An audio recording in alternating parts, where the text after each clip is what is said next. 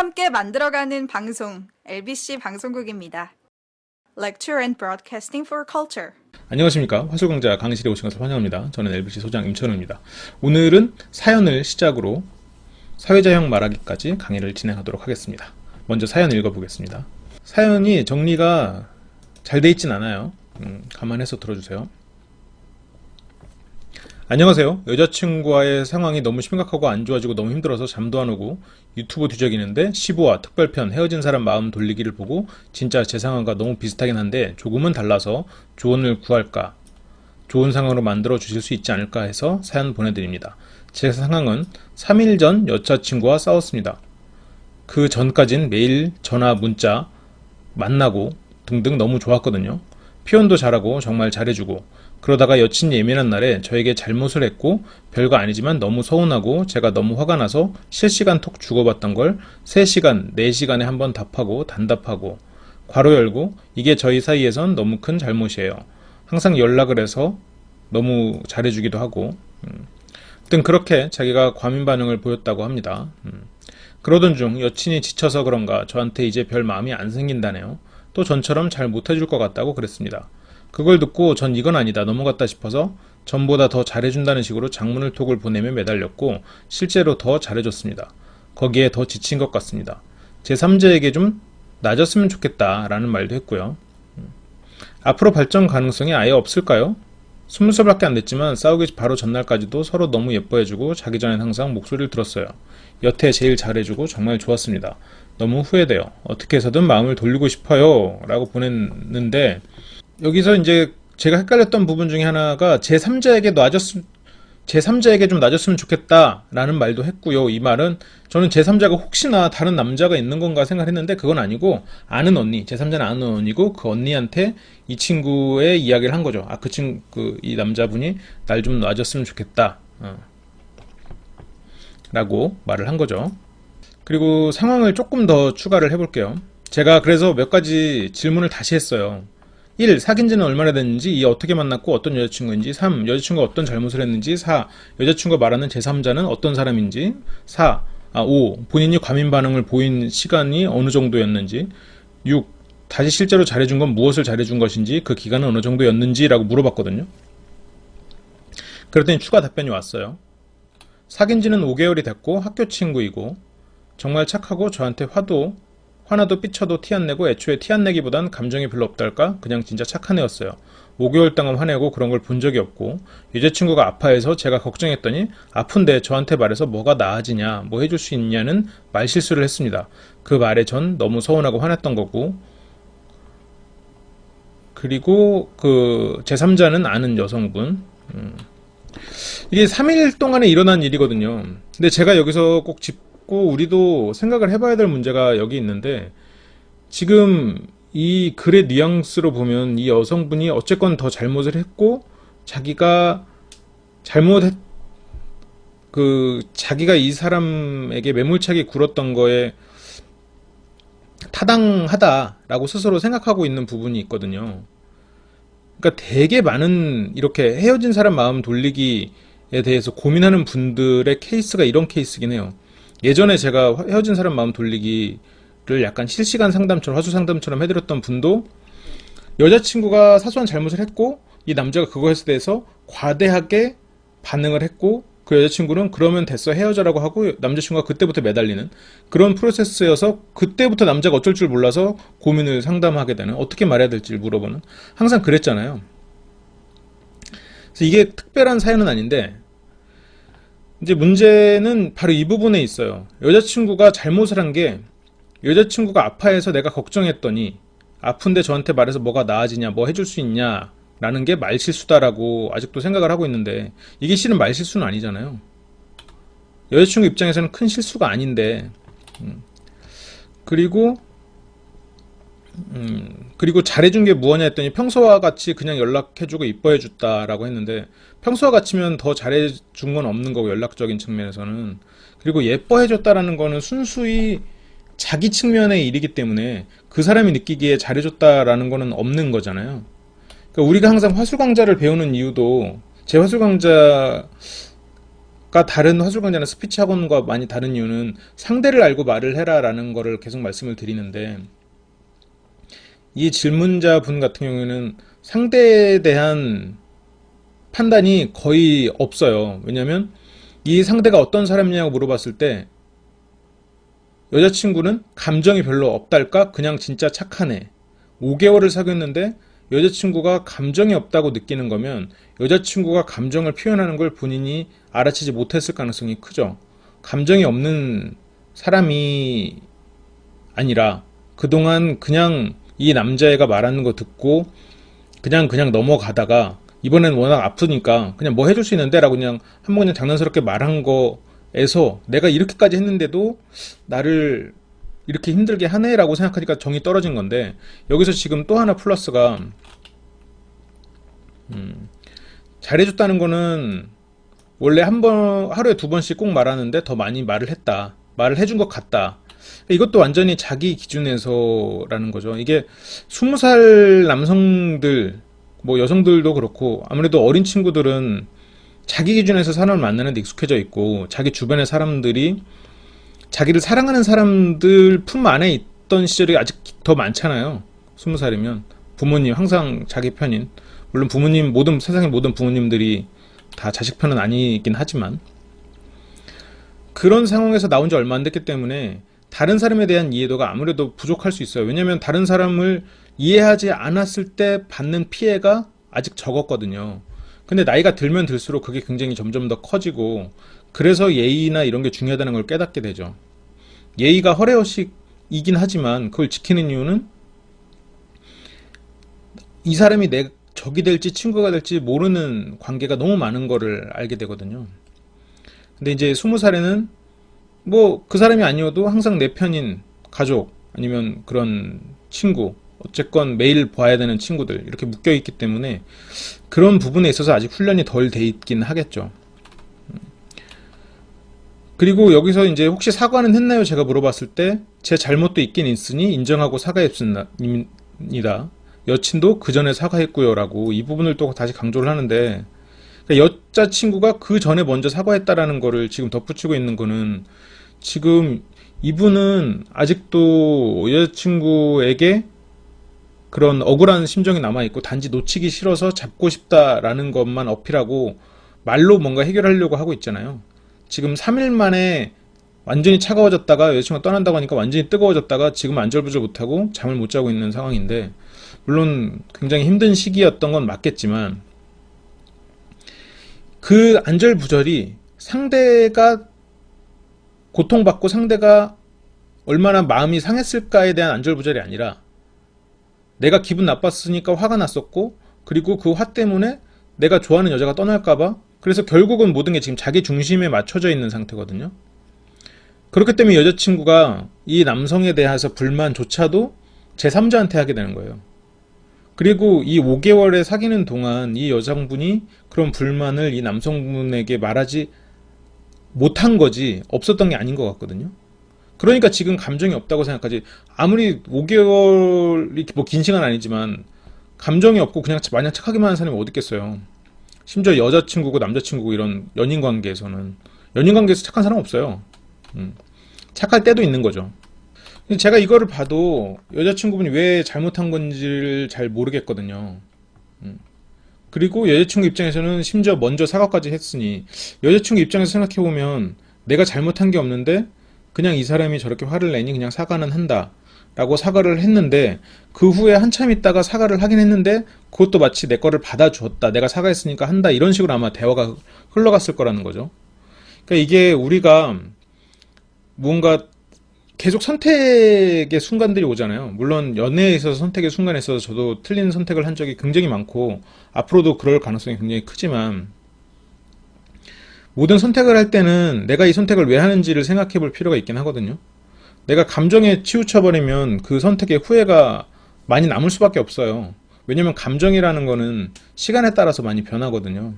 그래서 내가 무언가 선택을 할 때는 가능하면 감정을 배제하고 사실에 근거해서 선택을 하는 게 좋죠. 물론 이거를 100% 할 수 있는 사람은 거의 없어요. 근데 최대한 그러려고 노력을 하면 그만큼 후회가 줄어들 수는 있다는 거죠. 그러니까 다른 사람의 마음을 돌린다라고 하는 건 분명히 자기가 잘못을 했고 그 잘못을 돌려야 되는 건데, 지금 대체적으로, 물론 꼭 이것도 100% 맞는 얘기는 아니지만 대체적으로 여성이 남성보다 이런 감성적인 부분에 있어서 훨씬 더 발달해 있잖아요. 그거는 뇌 뭐 MRI나 이런 걸 찍어봐도 그게 증명이 충분히 돼 있는 이야기고, 서로가 같이 있을 때 그 다른 사람의 동작을 흉내내는 비율이 여성이 4배라고 해요. 그만큼 상대와 교감이 빨리 이루어진다는 얘기죠. 상대와 교감이 빨리 이루어진다는 얘기는 상대가 무슨 생각을 하고 있는지 빨리 읽을 수 있다는 얘기인 거죠. 그러니까 이것도 물론 훈련에 의해서 나아지긴 하지만 선천적으로 어느 정도 레벨 차이가 있다라는 거죠. 뭐 손에 입을 댄다거나 코를 만진다거나 뭐 그런 것도 뭐 거짓말을 간파하는 하나의 요소기도 하지만 꼭 그게 다가 아니라는 거는 제 거짓말 간파하기 강의를 다시 한번 보시고, 그게 부족하면 제가 다음에 또 한번 더 구성을 해올게요.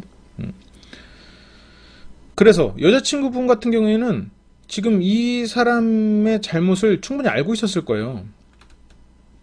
자기가 받아준다고 생각하고 있을 거고, 그리고 특히나 이 또래의 여성분들은 남성의 마음에 대해서 훨씬 더 잘 알아요. 더 성숙한 면이 있죠.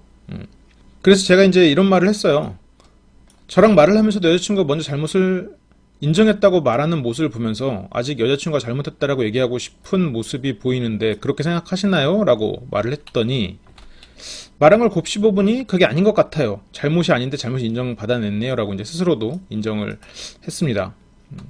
그러니까 실제로 잘못이 없는데 그런 태도를 보니까 여자친구도 정이 떨어졌던 거고, 더 잘해주는 건 상대에게 좋아한다는 말을 더 하는 게 아니라 잘못한 게 없고 내가 너무 미안하다.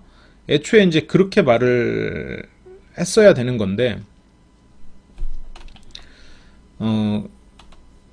이 부분에서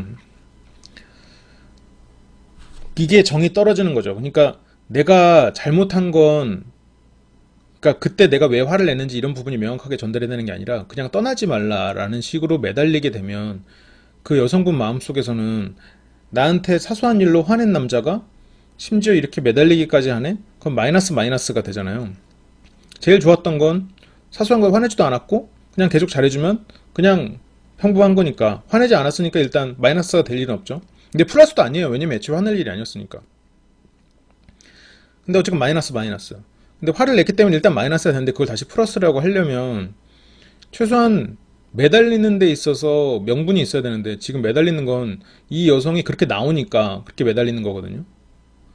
그러니까 물건을 우리가 살 때도, 물론 뭐 남녀 관계가 물건하고는 좀 다르지만,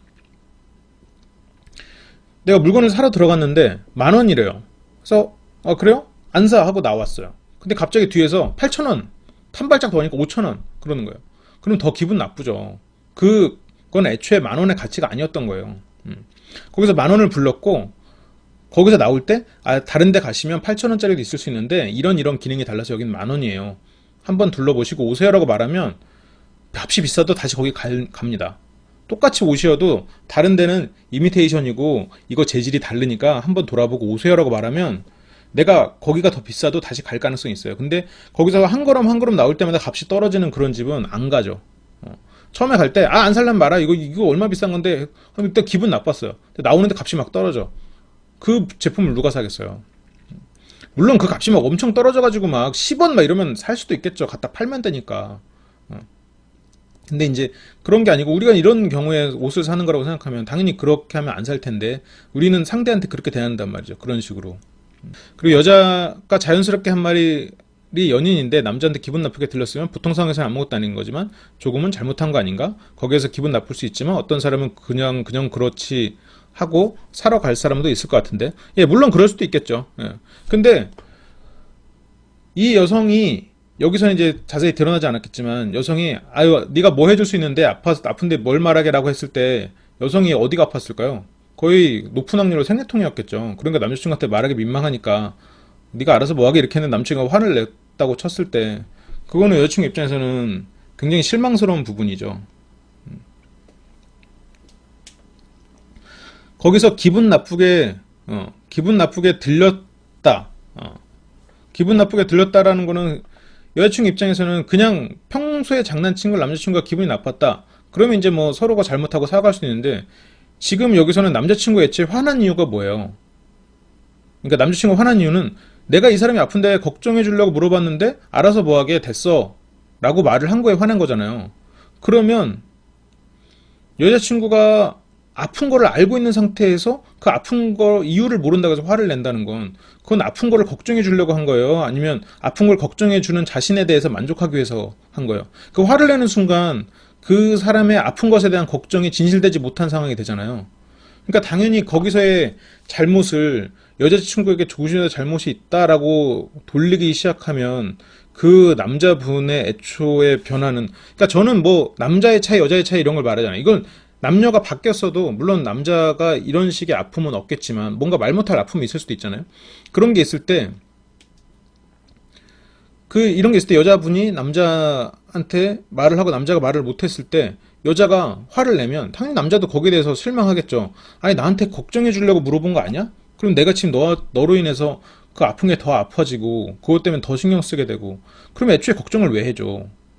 그 걱정의 목적이 그러면 결국 너였구나. 네 말은 진실되지 못하구나라고 당연히 느끼게 되겠죠. 네, 하트통이라고 나오네요. 생리통이라고 말하기 쉽지 않죠. 20살이기도 하고 나이가 들어도 이거는 쉬운 일은 아니죠. 아무래도 남성에게는 없는 거고 그러다 보니까 물론 뭐 쉽게 말하는 사람도 있습니다. 쉽게 말하는 사람도 있지만 뭐 말하기 쉬운 건 당연히 아니고 남자도 너 생리통이구나 이렇게 말하는 것도 또 실례일 수도 있는 거고 그거는 매너가 아닌 거고 그쵸. 생리통을 안다는 거는 여러 가지 의미들을 내포하잖아요. 생리 주기를 알게 되는 거기도 하고, 그리고 그 여성이 지금 어떠한 신체적 변화를 겪고 있다는 것도 알게 되는 거기도 하고, 굉장히 어떤 면에서는 굉장히 은밀한 부분을 알게 되는 의미를 내포하기 때문에 그런 부분을 쉽게 말하기는 어렵죠. 그걸 쉽게 말할 수 있는 것도 아니고, 쉽게 말하는 건 어렵죠. 근데 물론 쉽게 말하는 분들도 있습니다. 없는 건 아닌데, 그러니까 시작을 남자가 잘못한 건 맞는데 지금 여기서 그 남성이 시작을 했고 여성이 사과를 했고 그 다음에 남자가 사과를 했어요. 그 다음에 매정하게 꺼낸 건 잘못이 아니죠. 여자가 매정하게 꺼냈다는 걸 지금 잘못이라고 생각하는데 연인 사이에서는 매정하게 꺼낸 게 잘못인데 이별하는 입장에서는 매정해도 상관없어요. 이 여성은 지금 이별을 생각하고 있는 건데 매정한 게 잘못이 아니죠. 만약 이 여성이 이 남성을 조련하기 위한 마음으로 매정하게 군다면 그거는 비겁한 짓이고 잘못인데 이런 남성에게 실망해서 헤어지려는 입장이고 그런 마음이 들었다면 거기서 매정하게 구는 건 당연히 잘하는 일이죠. 그러니까 이게 우리가 어떻게 보면 이 남성분이 상담을 보냈기 때문에 남성분에게 공감을 하고 있는데 연인이었어도 마음이 식으면 매정해지는 거죠. 연인이라고 해서 마음이 식었는데 연인이라는 책임감 때문에 상대한테 다정하게 굴어야 될 필요는 없는 거죠. 그러면 모든 연인들이 헤어지지 않죠. 여자친구분이 매정하게 꺼냈다라는 거는 네가 알아서 뭐 하게 그 말을 말하는 거구나. 매정하게 꺼낸 게 잘못이면 여자가 먼저 잘못한 거라는 말씀을 하시는 건데, 그러니까 뭐 그거는 보기에 따라 다른 거죠. 그러니까 여자친구에게 지금 히스 육사님 말처럼 여자친구한테 애정이 식었다. 그러니까 매정하게 말을 꺼낸 게 잘못이다. 라고 해서 잘못했다라는 말을 받아낸 거예요. 지금 이 질문자가. 그래서 그 부분에 대해서 매정하게 생각했다? 매정하게 꺼낸 것이 잘못이다라고 해서 그 잘못을 인정받기 위해서 말을 했고 그 부분에 대해서 여자는 실망을 한 거고 여성분이 매정하게 말을 꺼낸 건지 아니면 민망해서 말을 꺼낸 건지 그거를 체크하지 못하고 매정이라고 생각했기 때문에 남자가 화를 내서 여기 상담을 보낸 거고 그리고 우리는 그것이 아닌 거를 삼자기 때문에 알기 때문에 매정하다고 치부해버리고 화를 낸 이 사람에게 부족함을 우리가 말을 해주고 있는 거죠. 연인 사이기 때문에 말할 수 있는 거고 그러니까 여기서 이제 같은 오류를 범하게 되는 거예요. 그렇게 매정하게 말했으니까 네 잘못이야 라고 말하는 순간 아마 같은 상담을 보내는 분들이 생겨날 거예요. 근데 이게 이제 뭐 여동생이나 누나나 가족들이 이렇게 말해서 매정하다고 싸우고 그러니까 그런 것에 익숙한 사람인 거죠. 실제로 연애를 더 많이 해보고 아니면 다른 되게 어떻게 보면 불안한 인간관계, 가벼운 인간관계 그런 것들을 많이 겪다 보면 지금 이런 거는 매정함이 아닐 거거든요. 이거를 매정하다고 느끼면 굉장히 많은 연애에 실패하게 될 거예요. 왜냐면 연애도 지금 이 분들의 가장 특히나 20대 혹은 연애를 많이 못 해본 사람들이 이런 말을 매정하다고 느끼고 이런 부분에 있어서 잘못이라고 느끼는데, 이런 분들은 그런 환상이 있어요. 연애가 항상 다정해야 되고 이 사람은 온전히 나의 것이어야 되고, 근데 그런 환상이 연애를 굉장히 힘들게 만들어요. 연애 초창기는 굉장히 좋게 만들죠. 그래서 맨날 막 문자 보내고. 근데 그렇게 하면 연애가 생활이 될 수가 없는 거예요. 우리가 아플 땐 아프다 그러고, 뭐 싫을 땐 싫다 그러고, 오늘 싫어, 그냥 문자 안 보낼 수도 안 보낼 수도 있는데, 그거를 하나하나 매정하다 그러고, 잘못했다 그러고, 그런 식으로 이제 관계가 형성이 되면, 당연히 그 관계는 일상으로 돌아올 수가 없는 거죠. 그러니까 이런 관계가 계속되면, 당연히 첫사랑은 실패하게 느끼는 거고, 그러니까 이런 거에 매정하게 느끼는 남성을 굳이 사귈 필요가 없는 거죠. 여성 입장이면. 내가 여성이어도 이런 말에 매정하게 느끼는 사람은 사귀지 않을 것 같아요. 반대로 이런 내가 뭔가 나 지금 바빠 지금 일하는 중이라, 근데 그런 말 할 때마다 삐지는 여성이면 그런 여성은 사귀고 싶지 않을 것 같아요. 그러니까 이런 일상적인 우리의 그런 생활, 그거를 매정하다고 느낀다? 그런 사람을 굳이 사귈 마음은 없죠. 아무튼 그렇습니다. 그래서 뭔가 그런 환상에서 벗어날 필요가 있고, 왜냐하면 그런 환상에 얽매여 있게 되면 상대가 본심을 드러내질 않거든요. 그래서 제가 지금 내용을 정리해서 다시 보내달라고 했는데 보내주지는 않았어요. 왜냐면 제가 답변을 좀 자세히 드렸거든요, 이분한테. 일단 차분하게 어떻게든 되겠지, 앞에서는 최선을 다해도 이제 떠날 수 있다라는 걸 좀 염두에 두고 사람을 대해야 된다 라고 말씀을 드렸고, 이게 제가 이제 20대 눈높이에 맞춰서 약간 오그라들게 이야기를 세팅해 주긴 했어요. 아픈 건 너였는데 날 배려해주는 너에게 오히려 화를 내서 정말 미안했다. 그리고 아무것도 모르고 그런 이제 자신한테 화났다. 라고. 근데 어리석게 화를 냈다.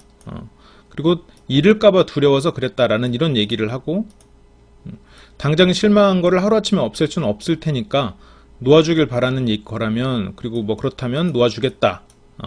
근데 마지막으로 한 번 더 그러면 기회를 준다면 바꿔갈게. 이런 식으로 이제 프로세스를 만들어서 보내줬어요. 근데 가능하면 이제 만나서 얘기해라 라고. 근데 만약 놓아줘라고 하면 무슨 반응을 보여야 될까요? 라고 했을 땐 당연히 뭐 그동안 고마웠다, 쿨하게 보내라 라고 얘기를 쓰라고 말을 해줬죠. 그렇습니다. 여기서 이제 이렇게까지가 상담이 됐었습니다. 이게 확실히 그 헤어진 사람의 마음을 돌리고 싶어하는 사람들이 굉장히 절실하고 많은 조언을 바라긴 하죠. 이분도 이제 아침까지 그런 급한 마음에 메시지도 보내고 상담글도 보내고 했던 것 같아요. 근데 페이스북 메시지로 상담을 보내니까 다시 정리해서 보내지는 않았더라고요. 뭐 그렇죠. 사람이 나올 때 들어갈 때 다르죠.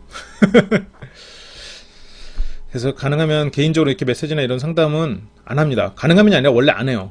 원래 안 하는데 또 마침 또 새벽에 이런 또 시간 타이밍이 좀 맞고 그래서 해드렸습니다. 그러니까 만약 이 여성분이 저한테 상담을 보냈다면, 그 상대랑 관계를 유지하고 싶으면 그 상대는 그런 매정한 부분을 싫어하니까 그 부분을 맞춰라라고 했겠지만, 이거 상담은 지금 여성분이 보낸 게 아니라 남성이 보낸 거잖아요. 남성이 관계를 개선하고 싶어 하는 거고. 그러면 남성이 좀 쿨해질 필요가 있어요. 그리고 그런 거에 매정하게 느끼는 사람이기 때문에 상대의 본심을 들을 수가 없는 거예요. 이런 사람하고 어떻게 보면 연애를, 오히려 이 관계가 잘 넘어가서 이 상태로 계속 유지해서 어른이 되고 더 나이가 들면 자신의 이야기, 그리고 이 관계에서 자신은 굉장히 옳은 사람이라고 인식이 바뀌죠.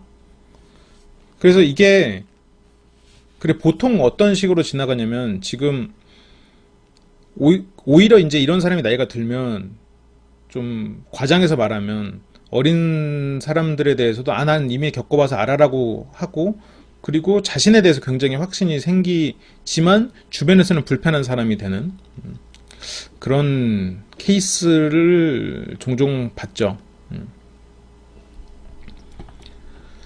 하여튼 그렇습니다. 뭐 이건 어쨌든 남성이 상담을 한 내용이기 때문에 남성 위주에서 이야기를 했었습니다. 연애를 할 때 이걸 일상이라고 느껴야 돼요. 그러니까 매정하게 느꼈다 안 느꼈다는 개인의 그 사람의 문제이기 때문에 중요하지 않아요. 그리고 매정하게 느꼈다 안 느꼈다, 그리고 이 사람이 정말 사소하게 쳐다보는 것만 해도 저 사람이 나한테 기분 나쁘게 굴었다 안 굴었다로 느낄 수 있는 거기 때문에 이 남성의 느낌을 가지고 이 관계를 해석하고 상담을 해주려면 그건 틀린 접근이라고 생각해요. 그 지나가는 사람이 기분 나쁘게 봐서 그 사람을 뭘 때렸다. 물론 그 남성이 잘못한 건 누구나 알지만 그 사람이 기분 나쁘게 바라본 것도 잘못이 아니냐라고 말을 할 수 있겠지만, 뭐 그 사람이 정말 기분 나쁘게 바라봤든 욕을 했든, 근데 어쨌든 그 분노를 그 남성이 나는 왜 이렇게 분노하죠? 이 관계, 그 사람에게 잘못한 거 어떻게 돌리죠라고 했을 때 그 관점을 애초에 상담에서 넣지 않는 게 그 개인의 그 상담자의 발전을 위해서는, 발전이라기보다는 개선이나 를 위해서는 필요할 거다. 그런 그 사람의 느낌이 중요한 것이 아니다. 왜냐면 이 사람은 자기 느낌에 너무 치중해 있거든요. 내가 어떻게 들렸고 내가 어떤 느낌을 받았다, 이거는 감정이잖아요. 그런데 그 감정이 지나고 보니까 아닌 것 같아서 지금 후회를 하고 있는 거고. 이번 주 오프라인 강좌 얘기도 잠깐 해볼까요? 지난주죠, 이제. 오늘 월요일이니까. 지난주 오프라인 강좌에서는 정보 수집하는 걸 했었어요. 우리가 대화를 할 때, 많은 사람들이 왜 내 대화가 끊길까? 내 대화가 재미없을게 생각할까? 아니면 내가 말을 하면 다른 사람들이 왜 조용해질까? 그것을 고민하거든요. 심지어 내가 말하고 다른 사람이 말이 멈추고 자연스럽게 이어지지 않음에도 불구하고 자기 혼자 실컷 떠들고 대화가 잘 됐다고 생각하는 사람도 있죠. 근데 그거에서 한 발짝 더 나가야 되는 사람들이, 그 사람들은 자기 스스로를 돌아오지 못하는 사람들이니까 뭐 그런 사람들 일단 배제하더라도, 그런 부류의 사람들, 대화가 계속 끊기고 대화가 이어지지 않은 이유가 실은 상대가 물어보는 말에 내가 대답을 제대로 안 하기 때문이고, 내가 물어보는 순간에 상대가 대답한 걸 가지고 물어보지 않기 때문이거든요. 이번 오프라인 실습에서는 그런 거를 좀 스스로 많이 경험을 하겠어요. 그 경험을 어떤 식으로 하냐면, 우리가 대답을 할 때 대답을 하고 질문하고 대답하고 질문하고, 이게 가장 기본적인 대화의 순서잖아요. 프로세스잖아요. 뭐 어떻게 오셨어요? 버스 타고요. 근데 여기서 버스 타고요 라고 대답하고 그 다음에 바로 그냥 또 질문을 하는 거예요. 근데 어떻게, 님은 어떻게 타고 오셨어요? 뭐 이거는 그나마 낫죠.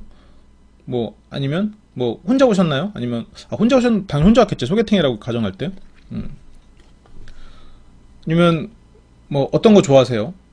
뭐 어떤 음식 먹을까요? 이렇게 물어볼 수도 있겠죠. 근데 이제 문제는 뭐냐면, 여기서도 이제 얘기가 있죠. 뭐 때문에 버스 탔어요? 라고 물어보는데, 이제 제가 말하려고 하는 건 그 부분이 아니라, 버스 탔어요? 라고 대답을 하면서 더 추가적인 정보를 흘려줘야 된다는 얘기를 하는 거예요.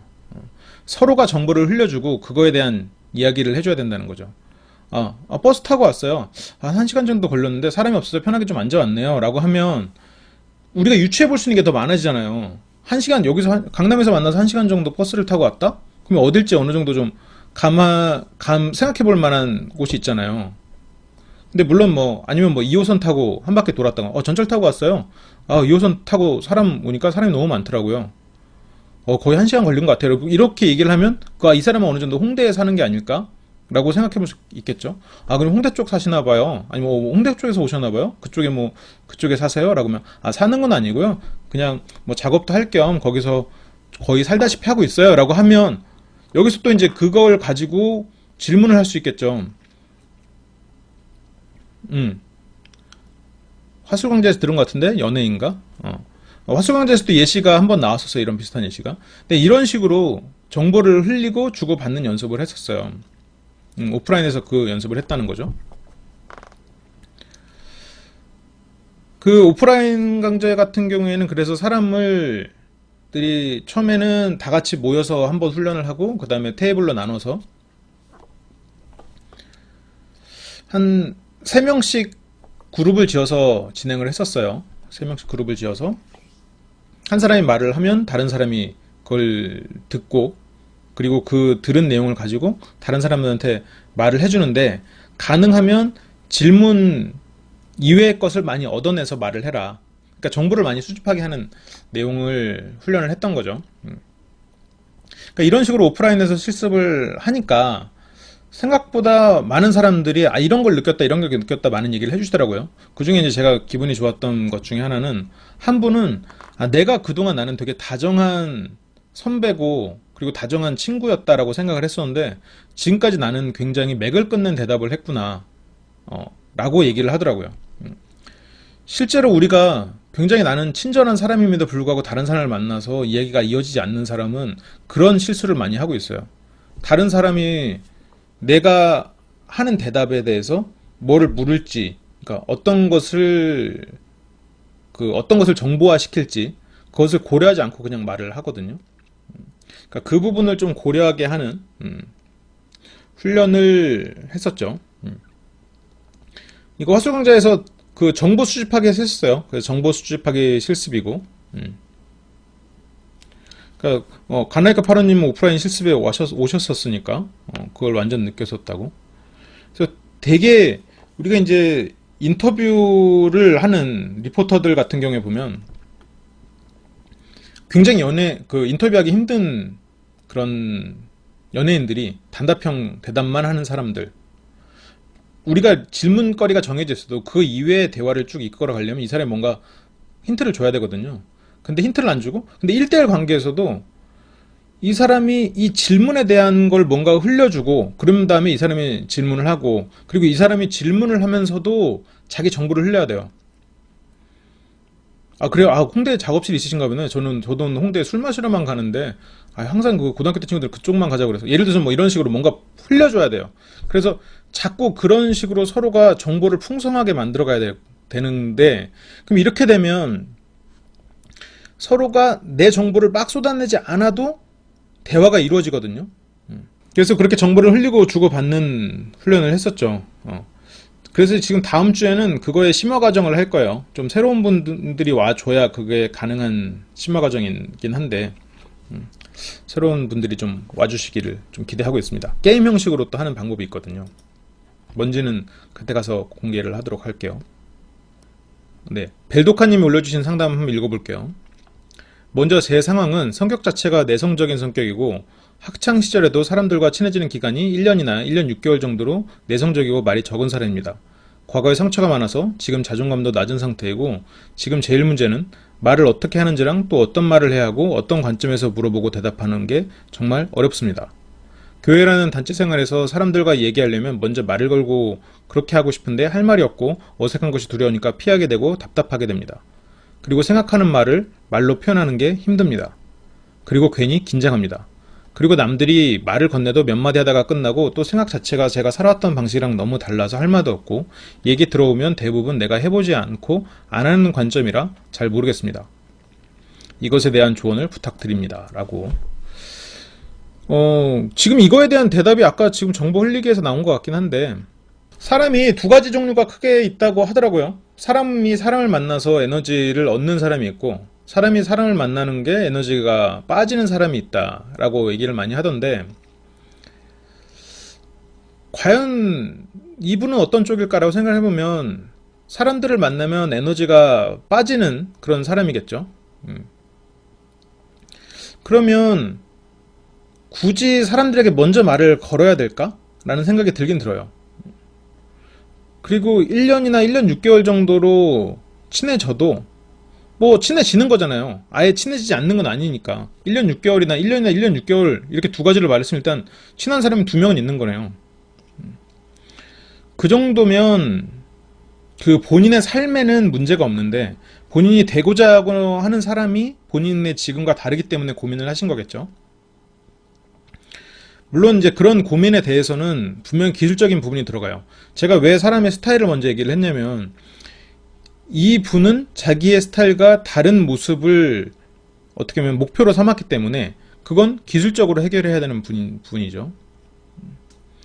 내가 자연스럽게 그냥 살아온 대로 노력한다고 해서 이룰 수 있는 게 아니라는 거예요. 지금까지 살아온 것과 다른 모습으로 연기를 하면 그걸 이룰 수 있다는 거죠. 그러니까 연기라는 표현은 좀 과격한 표현일 수도 있겠지만,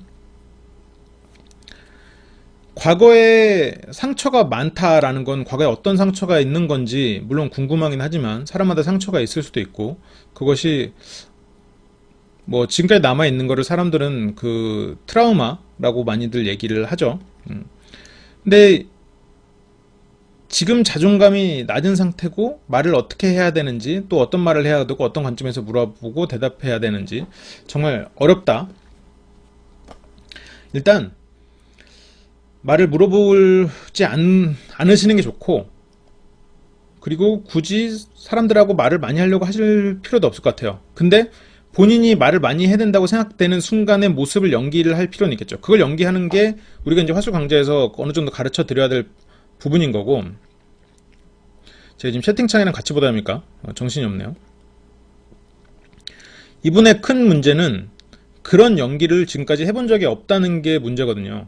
그리고 실제로 그렇게 사람들을 만나서 에너지를 얻는 사람이 있고 잃는 사람이 있지만, 잃는 사람들 중에 많은 사람들이 아닌 척하고 살아가는 경우가 많아요. 그런 경우에. 그러면 지금 이 벨도카님 같은 경우에는 나만 이렇게 자존감이 떨어지고 할 말이 없고 긴장하고 있는 거 아니야? 라고 생각을 할 수도 있는데, 실은 그렇지 않다는 거를 아는 게 우선 출발일 것 같아요. 왜냐면 물론 자존감이 낮다라는 거는 사람마다 굉장히 큰 차이가 있지만, 주변에서 바라보면 공격적이고 남을 가르치려 들고 그런 사람들이 실제로 자존감이 낮은 경우가 굉장히 많거든요. 그런 사람들은 스스로 자기가 자존감이 낮다는 생각을 잘 못해요. 그런데 지금 벨도카님은 자기가 자존감이 낮은 상태라고 말을 할 수 있는 건, 어쩌면 그거는 자신감이 떨어진 상태일 가능성이 오히려 클 수 있다는 거죠. 자존감이 정말 낮은 사람들은 자기가 자존감이 낮다는 얘기를 잘 못해요. 자신감에 차 있는 모습으로 포장하려고 하지. 그러니까 뭐 아니면 벨도카님이 자존감이 실제로 낮지만 그거를 스스로 말을 해준 걸 수도 있고. 그래서 벨도카님이 지금 취해야 될 행동은 자신감에 찬 어떤 모습을 연기하는 훈련을 할 필요가 있을 것 같아요. 근데 그거는 두 가지죠. 사람을 그냥 더 많이 만나보는 게 하나가 있고, 또 하나는 사람들 앞에서 좀 발표할 기회를 많이 얻는 것. 그래서 내가 무언가 이 말로써 얻는 것, 그 말로써 뭔가 결과를 얻는 것, 뭔가를 해내는 것. 그래서 이게 지금 교회라는 단체 생활을 하고 있다라고 했기 때문에 이렇게 제가 지금 흐름을 가드리는 건데, 교회라는 단체 생활에서는 어떠한 역할을 얻기가 좀 쉬운 단체 아닌가요? 그러니까 사람마다 역할을 얻기가, 그 교회에서 오래 다녔고 하면은 이번에는 제가 그걸 좀 해보면 안 될까요? 라는 식으로, 아니면 그래서 뭔가 작은 모임이라도 그 중에 하루라도 내가 무언가를 이끌어 볼 기회가 분명히 있을 텐데, 그때 분명히 잘하진 못할 거야, 본인이 생각하는 것만큼. 그래도 그런 경험을 한번 겪어보는 게 지금으로서는 도움이 되지 않을까라는 생각이 들어요. 근데 이제 이것까지는 본인이 자존감이 낮다라고 말한 부분에 대한 이야기였고, 그리고 여기 이제 긴장한다는 것도 결국 같은 문제예요. 본인이 스스로가 이제 내성적이다 라고 생각하고, 그리고 거기서 이제 긴장한다, 그리고 자존감이 낮은 상태다, 이런 게 결국 다 하나로 묶이거든요. 우리가 사람들을 만나면 다 힘들어요. 처음 사람 만나면 저도 힘들고, 아마 여기 있는 사람들도 다 힘들 거고. 지금 히스님이 답글에도 그렇게 달았고, 여기 채팅창에도 자존감이 낮으면 자기 자신을 꾸미는 데부터 시작해야지라고 했는데, 물론 그것도 변화를 줄 수 있겠죠. 근데 자존감을 자신을 꾸미는 것으로 채우기 시작하는 결과물에 많은 사람들이, 우리가 이제 속된 말로 말하는 그런 뭐 성형 중독이라던가 아니면 거칠에 치중하게 되는, 그래서 오히려 속빈 강정이 되는 경우가 많죠. 그래서 이거는 자존감이 낮거나 아니면 자신감이 없는 상태는 사람으로 해결해야 돼요. 그리고 내가 자존감이라는 거는 자신의 존재 가치이기 때문에 외모나 그런 걸로는 순간적으로 해결이 돼도 근본적인 해결책이 안 돼요. 그래서 자존감이 낮은 것의 해결책은 스스로의 존재감을 발휘하는 상황을 겪어보는 게 해결책이 돼요. 그렇기 때문에 지금 이 사람은 어딘가에서 역할을 해보라는 조언을 먼저 드리는 거고, 그리고 여기까지가 이제 내성적이다, 자존감이 낮은 상태다, 그리고 긴장합니다. 이게 왜 하나냐면 지금 우리가 사람들을 만나면 다 부끄러워요. 다 창피하고. 그런데 그것을 과거의 상처, 그리고 그래서 자존감이 낮다, 그리고 나는 원래 내성적이다, 그래서 나는 긴장한다, 이게 핑계거리가 되는 거예요. 왜냐면 내가 과거의 상처는 다른 사람이 없고 나만 있을 가능성도 크니까. 그러다 보니까 다른 사람들이 없는 게 내가 있으니까 나의 지금 이 상태는 근거가 있는 거야. 나는 이렇게 내성적이어도 돼, 나는 이렇게 자존감이 낮아도 돼라는 마음속에 달콤한 유혹이 있는 거죠. 그렇기 때문에 이제 그런 생각은 버리라는 말씀이고, 왜냐면 아무래도 이분의 나이는 모르겠지만 지금까지 그렇게 살아오셨기 때문에 갑자기 변화하는 건 힘들 거예요. 당연히 힘들겠지만 벨도카님처럼 자존감이 낮고 그래서 꼭 지금 이렇게 말을 못하는 그런 건 아니라는 거죠. 모든 사람이 말을 못하지만 그냥 이런 과거의 상처 이런 거를 떠나서 그냥 하면 된다, 역할을 우선 맡아봐라 라는 말씀을 드리는 거예요. 그리고 여기에 이제 남들이 말을 건네도 몇 마디 하다가 끝나고, 또 생각 자체가 제가 살았던 방식이라 너무 달라서 할 말도 없고, 얘기 들어보면 대부분 내가 해보지 않고 안 하는 관점이라 모르겠다. 여기서는 이제 아까 했던 말이죠. 아까 했던 말인데 조금 더 구체적인 힌트를 드리자면, 우리가 이제 좋은 목소리, 좋은 발음, 저 사람은 뭔가 신뢰감을 주는 말을 해, 이런 사람들의 특징이 문장의 끝을 명확하게 맺어요. 문장의 끝을 명확하게 맺는 말을 하면 다른 사람에게 좀 확실하게 말을 전할 수 있는데, 말을 건네도 몇 마디가 끝나는 게 내가 대답을 할 때도 흐지부지 끝을 맺고 이러다 보니까 당연히 대화가 이어지기 힘들겠죠. 그리고 나 자신을 드러내도 익숙하지 않은 사람이기 때문에 말을 하다가도 그냥 단답형으로 끝나고, 그런 부분, 우리가 이제 실제로 지난주에 훈련을 하면서도 많은 사람들이 얘기했던 게 바로 이 부분이거든요. 그럴 때 이분이 해야 되는 거는, 우리가 좋은 목소리를 할 때 크게 목소리를 구성하는 건 크게 네 가지가 있습니다. 호흡, 음성, 그리고 뭐죠? 공명. 호흡, 음성, 공명. 또 하나가 있는데 발음이 들어가요. 목소리에. 맞아. 호흡, 음성, 발음, 공명, 이렇게 네 가지가 들어가거든요. 근데 이 공명 같은 경우에는 우리의 이제 뼈 구조나 이런 게 좀 영향을 미치니까 공명은 배제시키고, 호흡이랑 이 발성 같은 부분, 호흡과 발성을 먼저 말씀드리고 그 다음에 발음을 말씀드릴 텐데, 호흡과 발성은 우리가 이제 그런 얘기를 많이 해요. 이제 아나운서 같은 사람도 훈련할 때 폐활량을 늘려라, 폐활량을 늘려야 말이 명확하게 나온다. 근데 저는 일단 그건 아니라고 말씀을 드릴게요. 왜냐면 내가 가진 호흡을 최대한 잘 운용할 필요가 있어요. 최대한 잘 운용을 하는 호흡을 해야 되는데, 그 호흡을 하는 방법이 말을 언제 쉬고 말을 하느냐. 그러니까 내가 말을 쭉 해가지고 끝이 흐지부지 되는 말을 하는 게 아니라, 말의 중간을 쉬어주고 끝을 명확히 힘줘서 말할 수 있는 거. 내가 호흡이 짧으면 중간중간에 더 쉬어주면 돼요. 근데 호흡이 내가 짧은데 내가 하고자 하는 말을 계속 하려다가 끝을 흐지부지 하면, 그건 여기서 처음에 호흡이랑 발성, 여기서 측면에서 이미 망가진 거예요. 그래서 내가 이제 다른 사람한테 얘기를 할 때 아까 네 가지 중에서 공명은 빼고 생각을 하자고 그랬어요. 목소리에 네 가지가 있다고 그랬는데, 발음은 일단 둘째 치고, 호흡이랑 발성, 여기서는 퍼즐을 주는 걸로 이게 해결이 돼요. 내가 퍼즐을 주는 훈련을 하는 걸로 이 부분이 해결이 된다는 거죠. 여기서도 이제 이 문장을 읽을 때도 이 말을 건네도 몇 마디 하다가 끝나고, 또 생각 자체가 제가 살았던 방식이랑 너무 달라서 할 말도 없고, 얘기를 들어보면 대부분 내가 해보지 않고 안 하는 관점이라서 잘 모르겠습니다. 이게 이제 제가 중간중간에 퍼즐을 조금씩 주잖아요. 말을 할 때도 이런 식의 퍼즐을 조금씩 주는 게 대화에서 충분히 이제 필요한 부분이고, 근데 이거를 내가 만약 사람이랑 말하는 것도 좀 수줍고 그래서 호흡을 어중간하게 하는 거예요.